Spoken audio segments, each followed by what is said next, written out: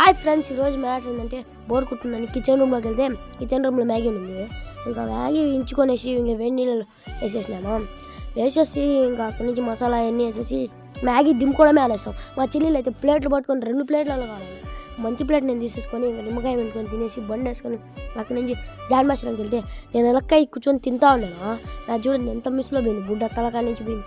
మనం గమ్మున ఉంటామా, బుడ్డలు కొనుక్కొని వచ్చి మరి పిలిచినామా వచ్చాడు ఫ్రెండ్స్.